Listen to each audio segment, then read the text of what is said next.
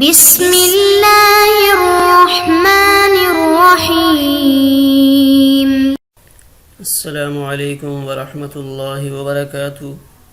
امید ہے تمام سامعین ناظرین بخیر و عافیت ہوں گے۔ آج ہم اپنی کتاب شرح عقائد کے سبق نمبر 9 کو پڑھیں گے، اور ہمارا آج کا سبق وَسَمَّوْا مَا يُفِيدُ مَعْرِفَةَ الْأَحْكَامِ کی عبارت سے شروع ہوگا اور کالمنطق للفلاسفة کی عبارت پر مکمل ہوگا۔ آئیے سب سے پہلے آج کے سبق کی عبارت کو دیکھتے ہیں۔ بسم اللہ الرحمن الرحیم۔ وَسَمَّوْا مَا يُفِيدُ مَعْرِفَةَ الْأَحْكَامِ الْعَمَلِيَّةِ عَنْ أَدِلَّتِهَا التَّفْصِيلِيَّةِ بِالْفِقْهِ وَمَعْرِفَةَ أَحْوَالِ الْأَدِلَّةِ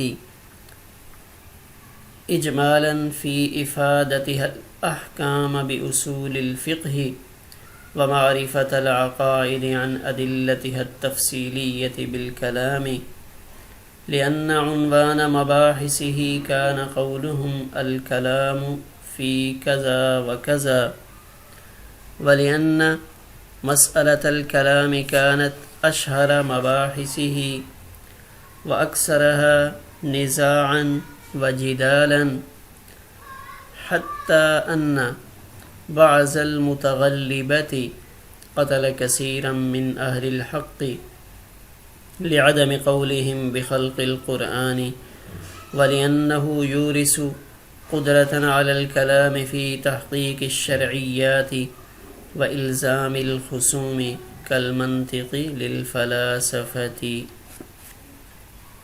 آئیے اب اپنے سبق کی عبارت کا ترجمہ دیکھتے ہیں۔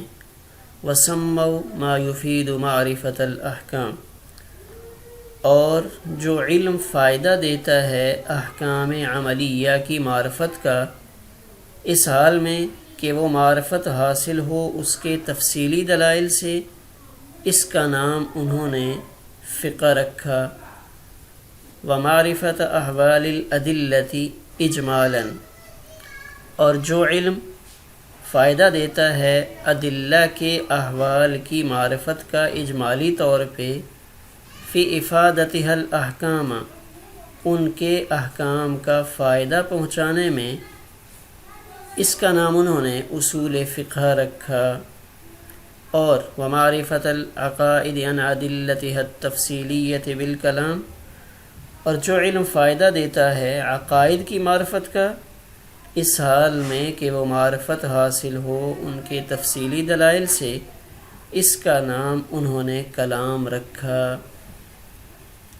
لأن عنوان مباحثه، اس علم کا نام علم کلام رکھا اس لیے کہ علم کلام کے مباحث کا عنوان ان کا یہ قول تھا، الکلام فی کذا و کذا، یعنی فلاں فلاں مسئلہ میں گفتگو ہے۔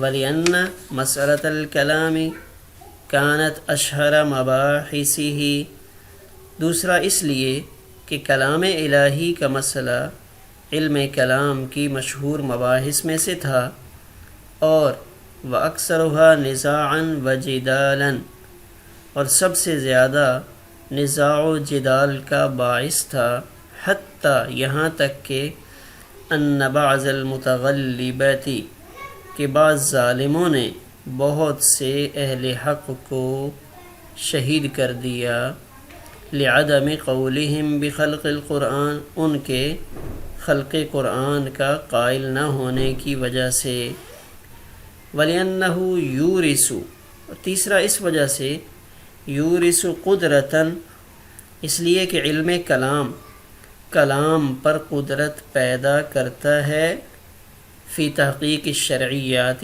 شرعیات کو ثابت کرنے میں، و الزام الخصوم، اور مخالفین پر الزام قائم کرنے میں، جیسے فلاسفہ کے لیے منطق ہے۔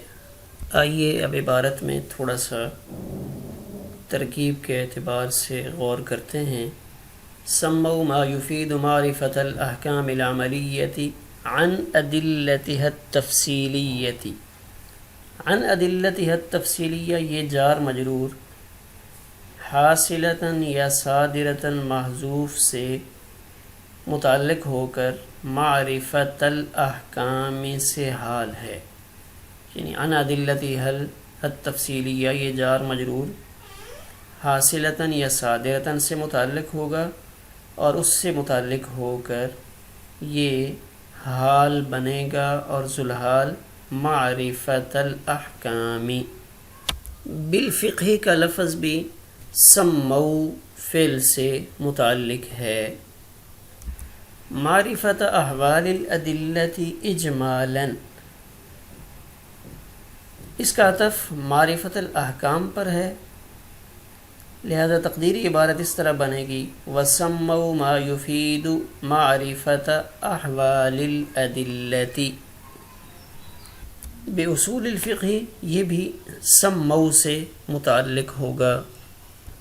ومعرفت العقائد، اس کا عطف بھی معرفت الاحکام پر ہے، اور تقدیری عبارت اس طرح بنے گی وَسَمَّوْا مَا يُفِيدُ مَعْرِفَةَ الْعَقَائِدِ۔ عن ادلتها التفصیلیہ بھی اسی طرح حاصلتاً معذوف سے متعلق ہو کر معرفت العقائد سے حال بنے گا، اور بالکلام یہ سمو سے متعلق ہوگا۔ یہاں تک تو کچھ ترکیب کا تذکرہ تھا، آئیے اب ہم اس عبارت کے مطلب پہ توجہ کرتے ہیں۔ یہاں شارح رحمہ اللہ تعالی نے فقہ، اصول فقہ اور کلام کی تعریف بیان فرمائی ہے، جس کا حاصل یہ نکلتا ہے کہ جو علم احکام عملیہ کی معرفت کا فائدہ دیتا ہے، اس حال میں کہ وہ معرفت ان کے دلائل سے حاصل ہو، اس کا نام فقہ ہے، یہ پہلی تعریف کی ہے۔ اور جس علم سے ادلہ کے احوال کی معرفت حاصل ہوتی ہے، جس علم سے ادلہ کے احوال کی معرفت حاصل ہوتی ہے، اس حیثیت سے کہ وہ احکام تک پہنچانے والے، اس حیثیت سے کہ وہ احکام تک پہنچانے والے ہیں، اس کو اصول فقہ کہا جاتا ہے۔ اور جو علم عقائد اسلامیہ کی معرفت کا فائدہ دیتا ہے، اس حال میں کہ وہ معرفت عن ادلتها التفصیلیہ، وہ معرفت دلائل سے حاصل ہو، اس کا نام کلام ہے۔ تو گویا کہ عن ادلتها التفصیلیہ بالکلام کی عبارت تک شارح نے ان تینوں علوم کی مختصر تعریف بیان فرمائی ہے۔ احکام عملیہ کی کتنی مقدار جاننا ضروری ہے کہ اب یہاں الاحکام میں اگر الاحکام پر لام استغراق کا ہو اور سارے احکام مراد لیے جائیں تو کوئی بھی دنیا میں فقیہ نہیں رہے گا، اس لیے کہ ائمہ مجتہدین میں سے بھی بہت سارے حضرات سے کئی مسائل میں لا ادری کا لفظ منقول ہے، جیسے حضرت امام مالک رحمہ اللہ تعالیٰ سے 36 مسائل کے بارے میں جو ان سے پوچھے گئے لا ادری کہنا منقول ہے۔ اسی طرح سید الفقہاء امام ابو حنیفہ رحمہ اللہ تعالیٰ نے دہر کے بارے میں اور ختان کے بارے میں لا علمی ظاہر فرمائی، لہٰذا اگر سارے مسائل و احکام مراد لیے جائیں تو ان کی قباحت مسلم ہے، اور اگر بعض احکام مراد لیے جائیں تو پھر دنیا میں کوئی آدمی ایسا نہیں رہے گا جو فقیہ نہ ہو، اس لیے کہ کچھ نہ کچھ مسئلے یا کوئی نہ کوئی مسئلہ تو ہر شخص جانتا ہے، اس کی قباحت بھی مسلم ہے۔ تو اب اس کا کیا جواب ہوگا، یعنی احکام عملیہ کی کتنی مقدار چاہیے؟ تو اس کا جواب یہ دیا جا سکتا ہے کہ احکام سے تمام احکام مراد ہیں، اور معرفت سے مراد وہ علم ہے جو بالقوہ ہو نہ کہ بالفعل۔ اس جواب کو ہم اس طرح بھی کہہ سکتے ہیں کہ معرفت سے مراد وہ علم ہے جو بالقوہ ہو نہ کہ بالفعل، اسی کو ملکہ سے بھی تعبیر کیا جاتا ہے، یعنی فقہ ایک ایسا ملکہ ہے جس کے پیدا ہونے کے بعد آدمی تمام احکام کو اس کے دلائل تفصیلیہ سے سمجھ سکتا ہے۔ لہٰذا جب یہ مراد لیا جائے گا تو اب غیر فقیہ فقہا کی فہرست میں داخل نہیں ہوگا۔ دوسری چیز دلائل، چونکہ ہمارے سبق میں ان ادلتہ التفصیلیہ ادلہ کا لفظ آیا ہے، تو دلائل کی دو قسمیں ہیں، ایک ادلہ اجمالیہ اور دوسری ادلہ تفصیلیہ۔ دلائل اجمالیہ اصول فقہ کے وہ دلائل کہلاتے ہیں جو نصوص سے مستنبط ہوں، جیسے امر وجوب کے لیے اور نہی تحریم کے لیے، اور وہ آیات و احادیث جو امر و نہی پر مشتمل ہیں، جیسے اقیموا الصلاۃ ولا تقربوا الزنا، یہ دلائل تفصیلیہ ہیں۔ بہرحال فقہ ان احکام کی معرفت ہے جو ادلہ تفصیلیہ سے معلوم ہوں، تو گویا کہ فقہ کے لیے ہمیں ادلہ تفصیلیہ کی ضرورت ہے۔ ہمارے سبق نمبر 9 کا پہلا حصہ اسی پر مکمل ہوا۔